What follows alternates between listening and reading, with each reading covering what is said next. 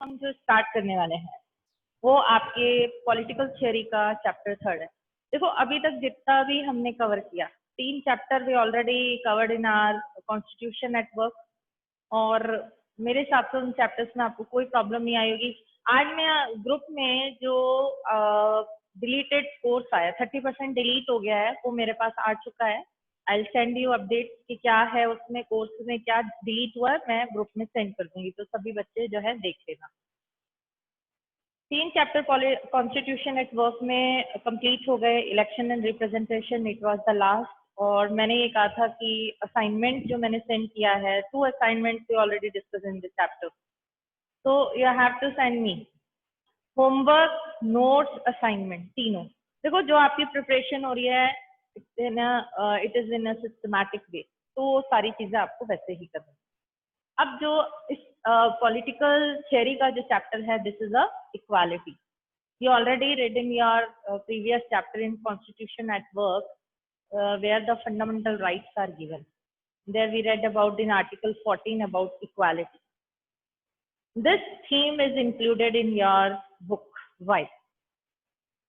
If there is some problem, then we have to discuss on those problems. And we try to sort out, we try to just know that how to tackle all these problems. तो ये सबसे बड़ी बात है कि आपकी book में equality जो चैप्टर आया उसके पीछे रीजन क्या है।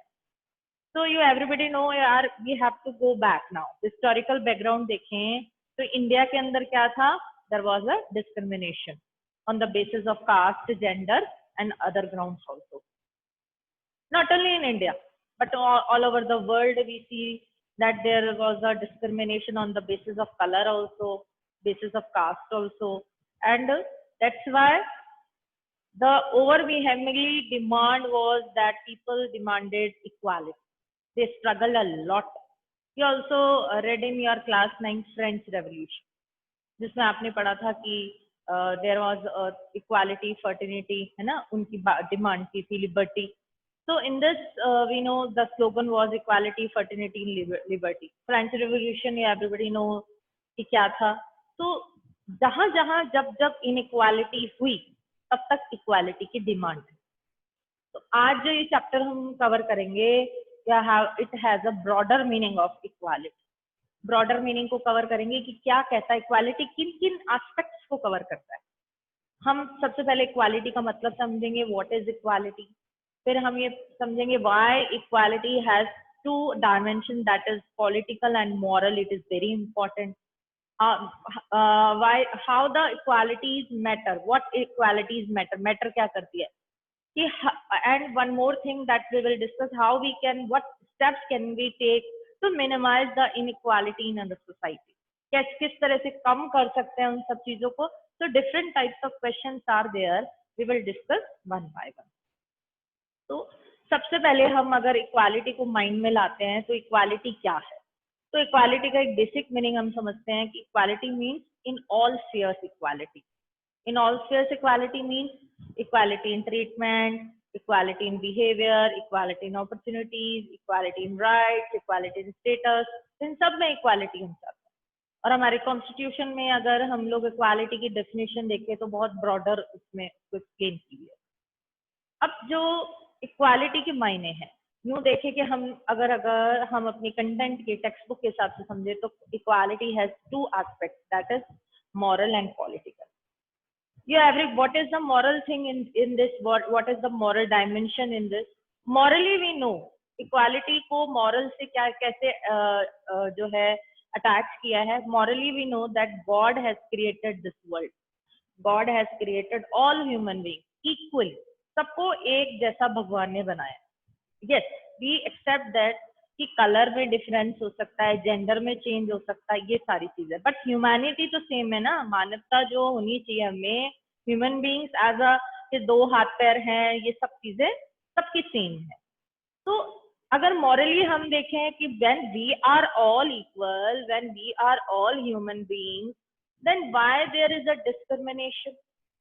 हमारे हिंदू, हमारे स्क्रिप्चर्स हैं, नॉट ओनली हिंदू, जितने भी रिलीजन्स हैं उनके स्क्रिप्चर्स में देखें, है ना, उन सब में, प्लस सारी अगर हम ऑल अराउंड द वर्ल्ड देखें कि सब ह्यूमन बींग्स है, देखो एक वर्ल्ड है ना, जैसे हम मान लें ना globally we see that different countries are there, different states and different people as a different, on what basis people are different, their language, their caste, their color also, but overall what the common thing is this, that we are human beings.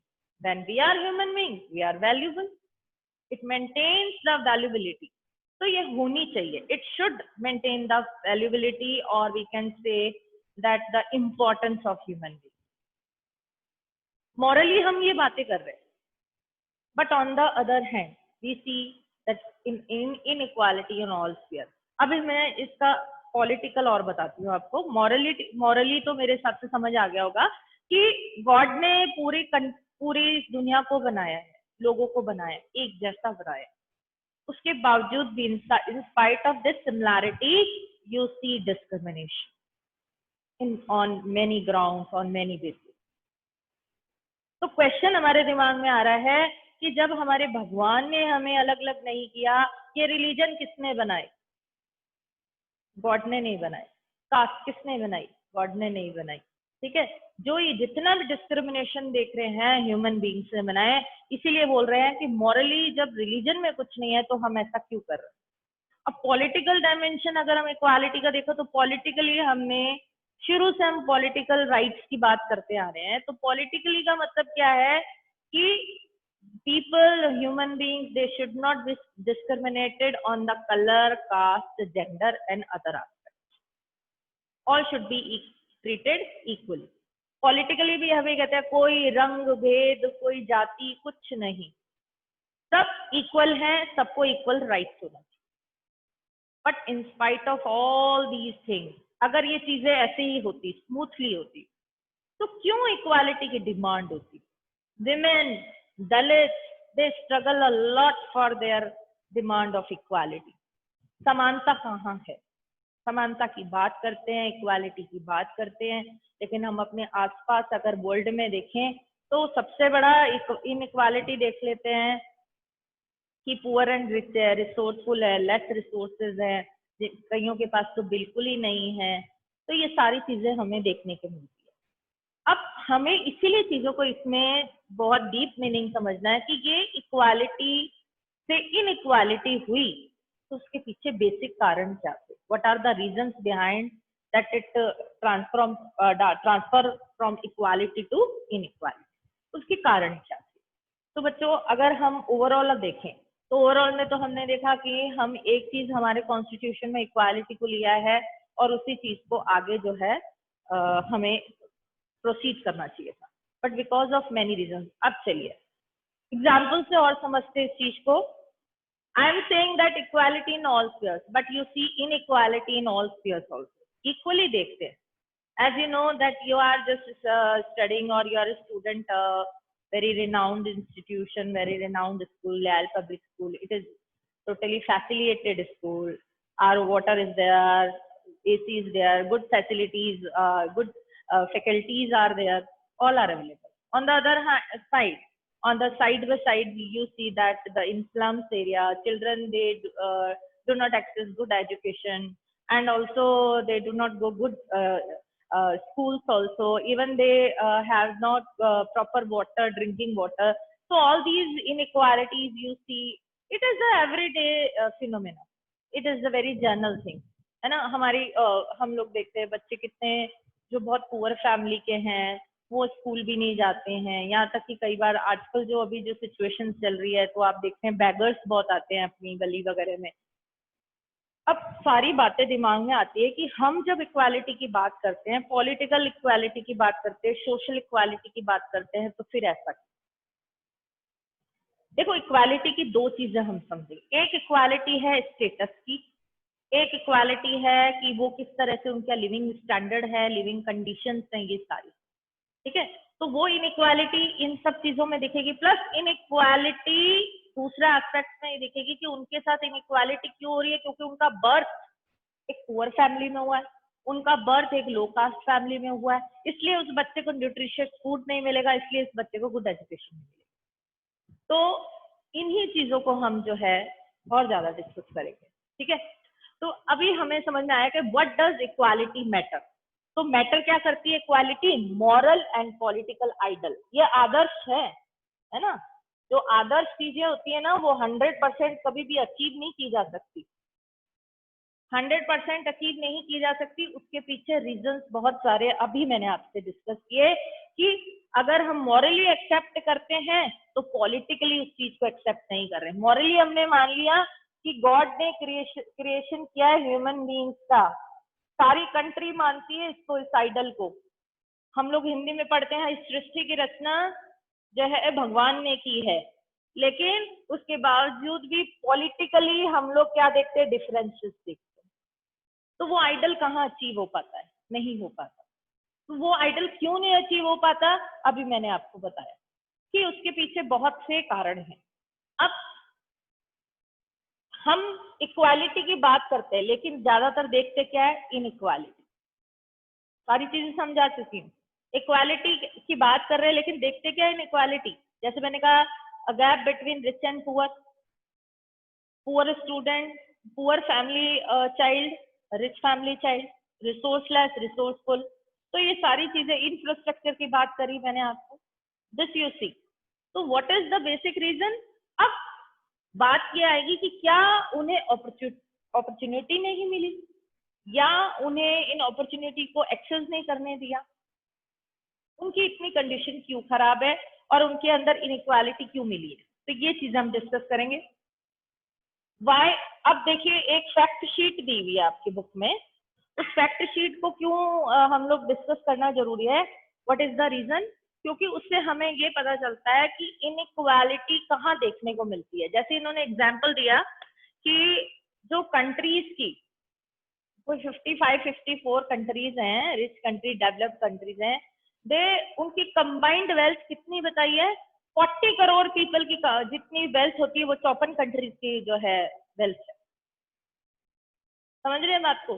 तो आपके point to point fact sheets दे रखी है कि जो developed Nations हैं वो कितना इंडस्ट्रियल एक्सेस करते हैं और रिसोर्सेज को यूज कर रहे हैं, और जो ये एनवायरमेंटल पोल्यूशन है उसको सबसे ज्यादा, मैंने आपको पहले बताया, जिनके पास जितने ज्यादा रिसोर्सेज है वो उनको यूज करेंगे, और जितना ज्यादा जो कंट्री रिसोर्स यूज करेगी वो उतना ज्यादा एनवायरमेंटल डेग्रेडेशन करेगी। तो ये इंडस्ट्रीज बेस्ड है, इनकम बेस्ड है। प्लस पुअर कंट्रीज का बताया है इसके अंदर कि ग्लोबली इनकम उनकी उतनी नहीं है, पुअर की भी 40, जबकि एक फैक्ट में बताया कि developed countries only few countries, 18 to 20 countries, they access more resources or more income of global income. So this disparity we see and we also accept it. हम इसे एक्सेप्ट भी करते हैं, उसके पीछे रीजन क्या है? यही रीजन हमें ढूंढना है। हम ये पैराडॉक्स देखते हैं। What is the paradox here? कि चीजें जो दिखाई दे रही है वो प्रैक्टिकली नहीं है। This is the controversy. Paradox is here, controversy. The things we see today, the things we assume according to the definition which is given in our constitution of equality, it is totally opposite. Practically बिल्कुल opposite है। ऐसा क्यों? So we will discuss all these questions. Why we find all types of inequality? Question दिमाग में आता है कि inequalities क्यों है? ये फिर सब कुछ अवेलेबल है फिर भी इनइक्वालिटी है। क्या ये इनइक्वालिटी हमारे स्टेटस की वजह से है, हमारी पोजीशन की वजह से है, हमारी कास्ट की वजह से है, या जेंडर की वजह से? What are the reason of being unequal in a society? ये इस एस्पेक्ट पे डिस्कशन है पूरे चैप्टर में। क्या इनइक्वालिटी जो मैटर है, अब हमने बात कर ली इनइक्वालिटी, क्या ये इनइक्वालिटी जो मैटर है ये परमानेंट है? क्या प्रॉब्लम परमानेंट है? क्या ये ऐसा लगता है कि शायद ये कभी खत्म नहीं होगा? आप मुझे बताइए कि कितने सालों से आप 11th क्लास में हैं, 16-17 ईयर्स के बच्चे हैं, आप लोगों ने जब से चीजों को समझना शुरू किया तो आप लोगों ने भी इनइक्वालिटी देखी होगी, और ज्यादा नहीं देखी होगी तो कम से कम अपने एज के बच्चों को देखा होगा जो पुअर फैमिली के। वो किस तरह से अपनी लाइफ को सस्टेन करते हैं, पुअर फैमिली कैसे करती है और एक रिसोर्सफुल फैमिली कैसे करती है। क्या इन चीजों में कमी आई? क्या ये जो डिफरेंस था, ये जो गैप था, ये कम हुआ या मतलब कम हुआ या बढ़ता गया?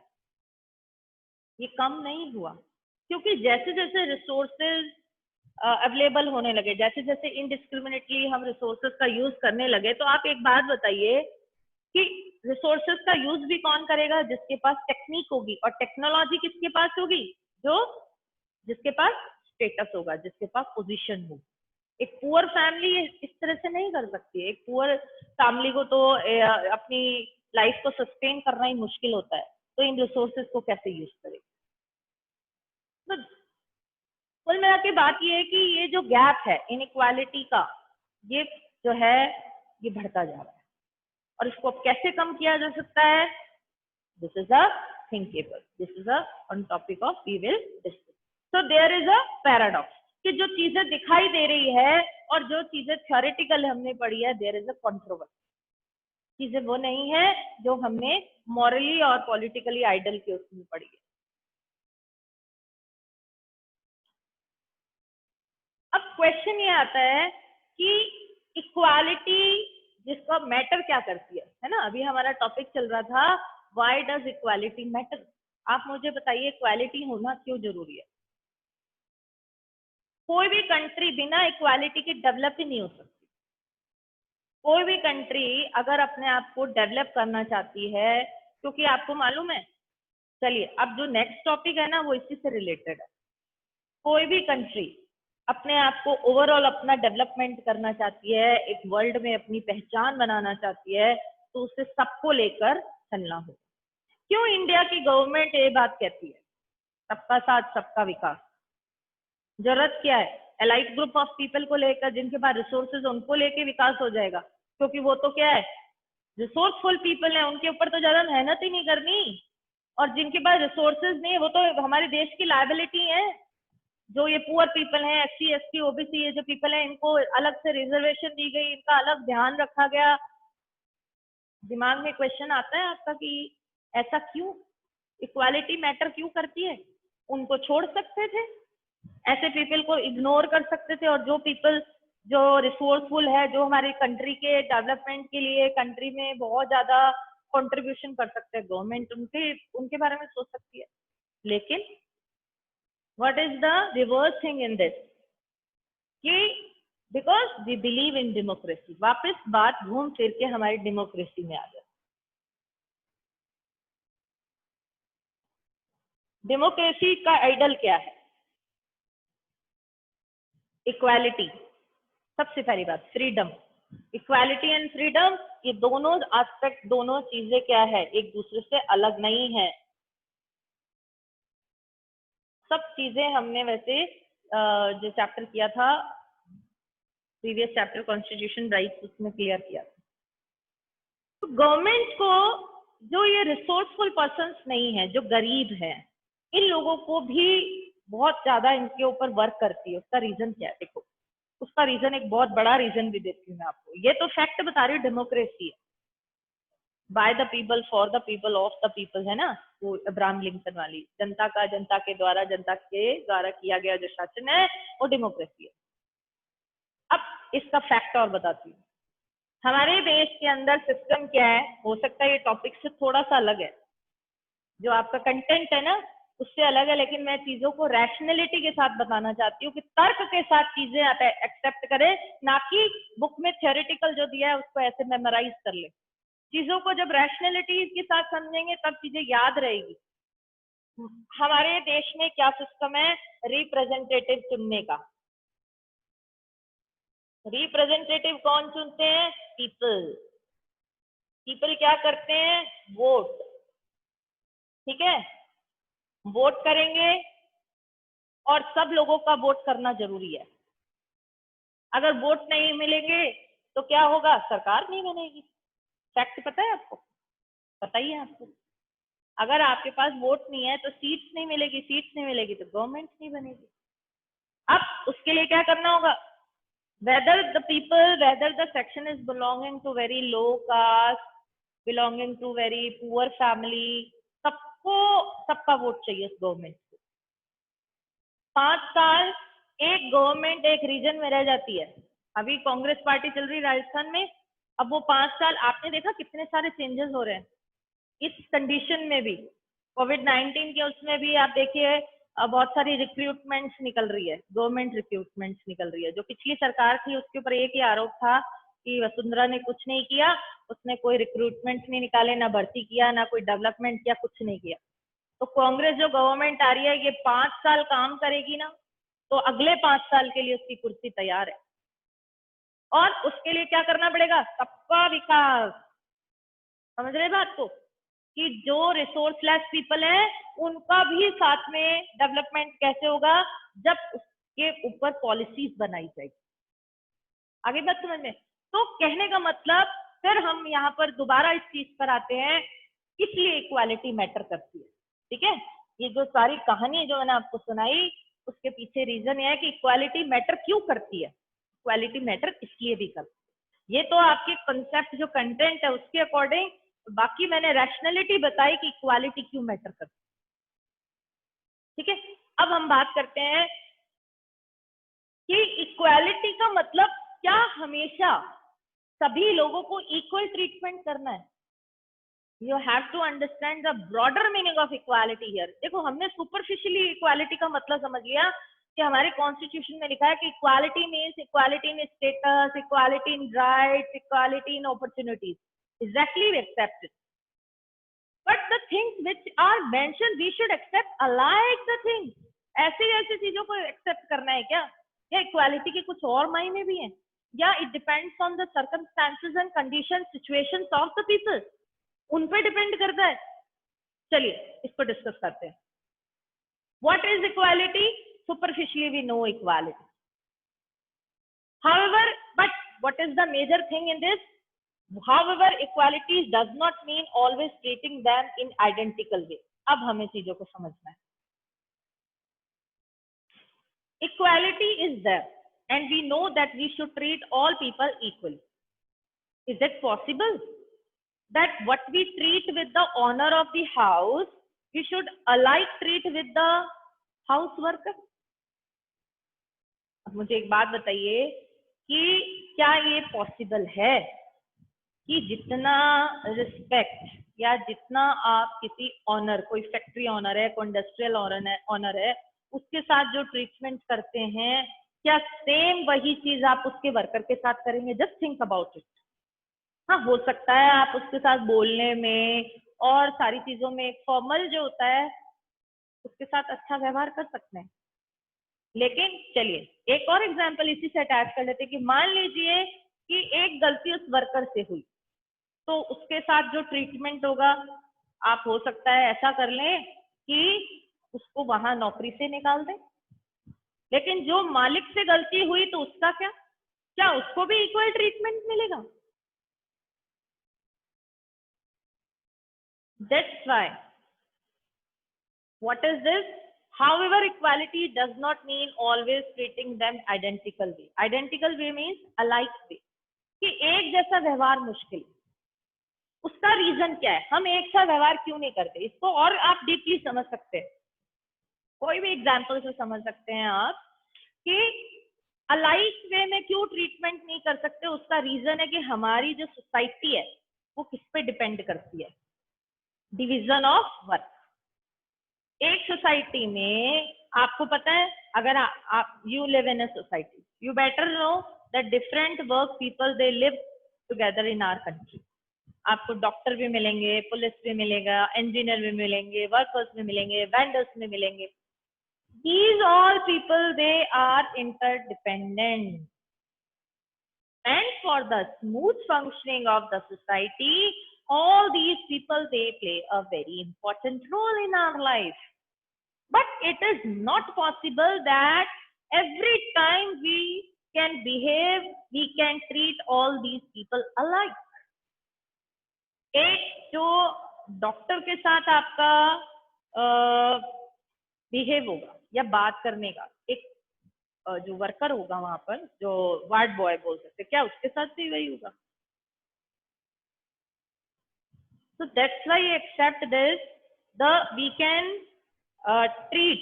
treatment सेम होना चाहिए, बट जो पोजीशन और स्टेटस है उसके हिसाब से चीजें होती है, एक जैसी नहीं हो सकती। देश का प्राइम मिनिस्टर है, उसको जो प्रिविलेजेस दी हुई है हम उसको एक्सेप्ट करते हैं ना। एक हाई रैंक ऑफिसर है, एक मिलिट्री में पर्सन है, उन सब चीजों को हम एक्सेप्ट करते, क्यों करते हैं? क्योंकि हम मानते हैं those are privilege people, those are very ranker people, क्योंकि उनकी पोस्ट ऐसी है, इसलिए हम उसको एक्सेप्ट करते हैं। ये जो ट्रीटमेंट है, it is not called inequality. इस ट्रीटमेंट को इनइक्वालिटी कहेंगे क्या? क्या आप वर्कर्स के साथ अलग बिहेव कर रहे हैं, एक मालिक के साथ अलग कर रहे हैं, है ना? ये सारी चीजें हैं, लेकिन इन सब के बाद we accept all these treatment, inequal treatment. क्यों एक्सेप्ट करते हैं? क्योंकि उनका पोजीशन ऐसा है, उनकी स्टेटस ऐसी है। हमारी कंट्री के अंदर जो सोसाइटी उसकी स्मूथ रनिंग में हमें पता है कि इन लोगों का क्या कंट्रीब्यूशन है। इनके बिना अगर हम कहते हैं पूरी सोसाइटी में हाई रैंक पीपल हो जाए तो वर्क कौन करेगा? अच्छी बात है, हो मैक्सिमम हो, but we know that circumstances and their abilities. देखो, different people have different qualities and ability. You cannot assess the people on according to their, you should not evaluate the people, or we can say should not we can say judge the people on the basis of caste, religion and another factors. Abilities, qualities सब में अलग अलग होती है। That's why कि आप लोगों ने जो है लाइफ में, अगर आपने यूपीएससी एग्जाम फाइट करने हैं तो आपने आर्ट्स स्ट्रीम लिया, जिन बच्चों ने डॉक्टर बनना है या कुछ और बनना है तो उन्होंने science, maths, bio, different streams की। सब स्टूडेंट्स की अपना इंक्लिनेशन और इंटरेस्ट है। आपकी चॉइसेस अलग है, इंटरेस्ट अलग है, आपकी एबिलिटीज अलग है, आपका कैपेबिलिटीज अलग, ठीक है। अब इस बेस पर अगर कोई पर्सन बहुत हाई रैंक पे जाता है, मान लीजिए किसी का एम्बिशन डॉक्टर बनने का है लेकिन वो डॉक्टर नहीं बन पाता, तो इसका मतलब ये थोड़ी ना है कि वो पर्सन सक्सेसफुल नहीं हुआ अपनी लाइफ में। It's not possible, and every time that all the person whatever they saw the dream they can achieve that. जरूरी नहीं है कि जो उन्होंने ख्वाब देखा या जो उन्होंने गोल बनाए वो उसमें उस चीज को जो है वो हासिल करें। लेकिन अगर उससे कम रैंक की चीज भी लेते हैं या कुछ और चीज, मान लीजिए कि साथ साथ में किसी ने साइंस, बायो या मैथ किया, साथ में उसका म्यूजिक में इंटरेस्ट है, तो वो वहां ना जाके उस फील्ड में म्यूजिशियन, एक रिनाउंड म्यूजिशियन बन गया, तो आप ये कहेंगे क्या ये साइंस में सब बायो लिया, देखो बनना इसको म्यूजिशियन ही था। होता यही है, यही कहा जाता है कि भाई इसमें इतनी पोटेंशियलिटी नहीं थी तो इसने ये सब्जेक्ट क्यों नहीं लिया। लेकिन जस्ट थिंक अबाउट दैट कि उसने जो गोल अचीव किया, that is also very important for that person, and it is also essential for the society कि all types of work people they are in our society and they are very essential because we are all interdependent। अब इनके साथ जो हमारा behave है ना, but we treat with all these people, we accept their status, we accept their position, everything we accept। जैसे मैंने अभी एग्जाम्पल बताया, एक prime minister, president, high rank people को, लेकिन on the other hand there is a question. What is this question? If a child who takes a birth in a very low family, very low category family, very low caste family, the child is not treated properly, like not nutritious food is provided to him and not good education, all that is lack of facilities are there। Do you accept this? क्या आप इसे accept करते हैं? No, we will not accept this inequality because this inequality is based on what is based on social inequality। Like बच्चे से थोड़ी ना पूछा गया कि बच्चे तेरा जन्म कहाँ होना चाहिए। उस बच्चे का बर्थ अगर किसी लो फैमिली में हुआ, किसी लो कास्ट फैमिली में हुआ, तो ये थोड़ी ना कि उसको फैसिलिटीज नहीं मिलेगी, उसको इक्वल ट्रीटमेंट नहीं मिलेगा, उसे जो है उसकी पोजीशन और उसको स्टेटस नहीं मिलेगा। Good education, good opportunities, good status opportunities, हर किसी को अपनी लाइफ में ड्रीम करने की पूरी अपॉर्चुनिटीज मिलनी चाहिए। Equality in opportunities, this is different topic, we will discuss later, लेकिन थोड़ा सा मैं आपको बता रही हूँ। We can tolerate everything, this type of comparison I told you कि prime minister, president, worker, all types of status positions are in our society and we accept, because हम मानते हैं कि वो प्राइम मिनिस्टर है इसलिए उसको ये प्रिविलेज मिलनी चाहिए, वो प्रेसिडेंट है इसलिए, लेकिन on the other hand they should not misuse their power and privileges, there is a condition, अगर वो उसको करते हैं तो हमारे तो सिस्टम है ही, आपको मालूम है। But in spite of all these things कि एक बच्चे के साथ इनइक्वल जो ट्रीटमेंट होता है उसको हम एक्सेप्ट नहीं, क्यों नहीं कर रहे, because it is based on caste, gender and status, ये हम नहीं बर्दाश्त करें, this we will not accept. इसलिए क्वेश्चन अराइज होता है कि क्या डिफरेंसेस एक्सेप्ट कर सकते हैं, क्या नहीं कर सकते, तो हम ये डिफरेंस एक्सेप्ट नहीं कर सकते जो बेस्ड है इन सब चीजों पे, जबकि हमारा पॉलिटिकल आइडल क्या कहता है, पॉलिटिकल आइडल कहता है no discrimination on any ground like caste, creed and gender and colour, ये चीज हम एक्सेप्ट नहीं, that's why equality does not mean always treating, accept it. समझ में आया कि आइडेंटिकल वे, सबको एक जैसा इक्वालिटी जो है ट्रीट नहीं कर सकते, हर बार हर सिचुएशन में सबको एक साथ नहीं कर सकते, because depends on the status and position. No society treats everyone in same way, क्यों नहीं कर सकता, because of the smooth running of society.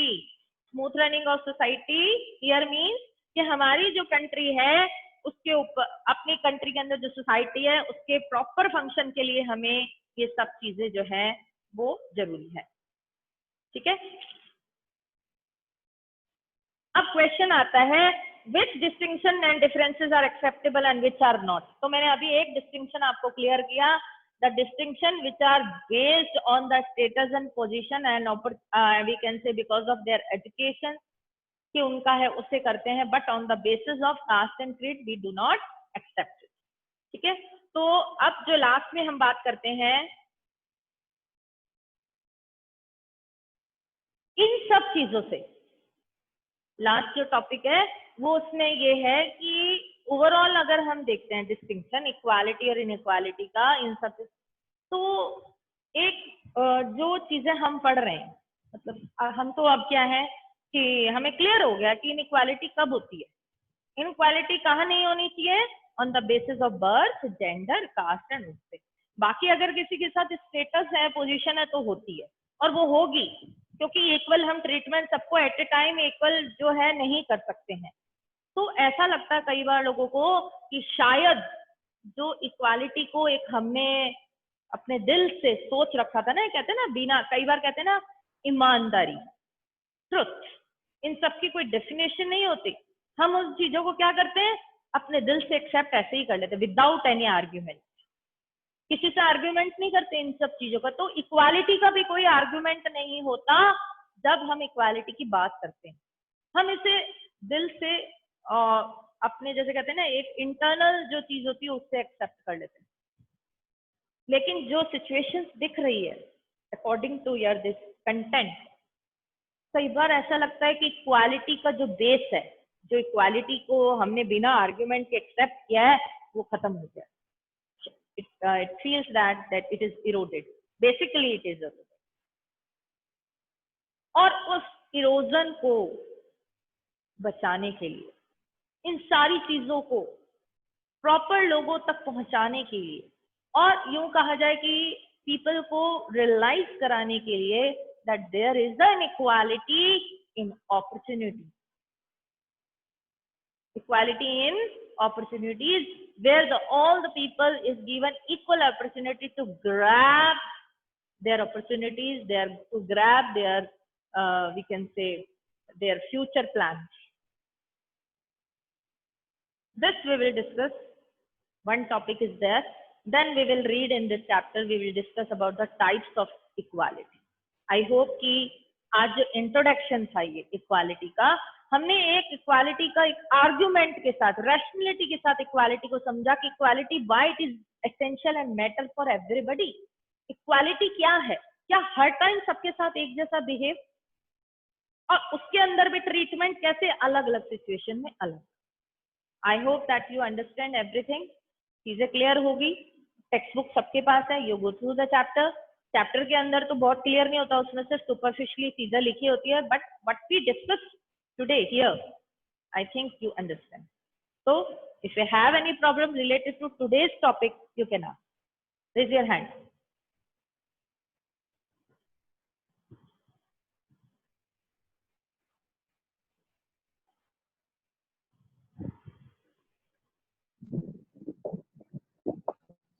Yes, Khushbu.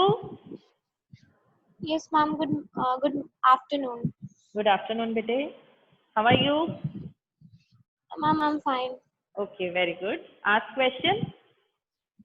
Ma'am I was asking कि डेमोक्रेसी हमें सोशल इक्वालिटी और पॉलिटिकल इक्वालिटी कहीं ना कहीं एश्योर कर सकती है, लेकिन क्या इकोनॉमिक इक्वालिटी एश्योर नहीं करती ना वो? Economic equality means here, I'll explain you tomorrow, or जब भी topic आए, it is also given in your book, in economic equality and inequality.